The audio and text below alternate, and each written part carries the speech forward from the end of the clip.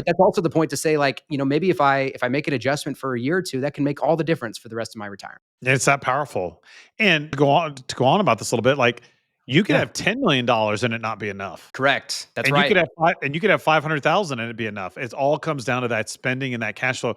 And I've talked about this on this show before to bring back the stock market in. And if you're worried about losing money in the market and running out of money, the best thing you can do, in my opinion, is to stop spending money, Mm, yeah, that's right. which people don't want to hear. Not very appealing. No, not very But if appealing. I you don't want to like that retire one, with $1 Jake. million, we can tell you how much $1 million will spit off. And then if you want to retire and have $1 million, we'll tell you, well, you got to live off of X amount a month. Can Right. you do that? Are you willing to do that? Are you able to do that?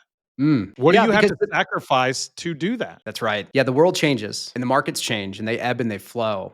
And I do think that we have, and maybe it's just the way that we've all been conditioned, ourselves over the last several decades, is that there is a feeling, I think, or there's a belief that, when somebody transitions into retirement, that things change, but like the world keeps going, the markets are going to ebb and flow, things are going to change, things are going to pop up that you didn't expect. That will happen in the same way in retirement that it does while you're working. Right. But if we're too rigid, we talked a while ago on the show, Jake, like the number one mistake that we see people make is their inability to change their behavior or their thinking, or to just say, like, this is the way I want it to be, so therefore that's the way it should be, instead of acknowledging, well, here's the way that things actually are. Right. And that's life. You can't have your cake and eat it too. That's not the way the world works. That's right.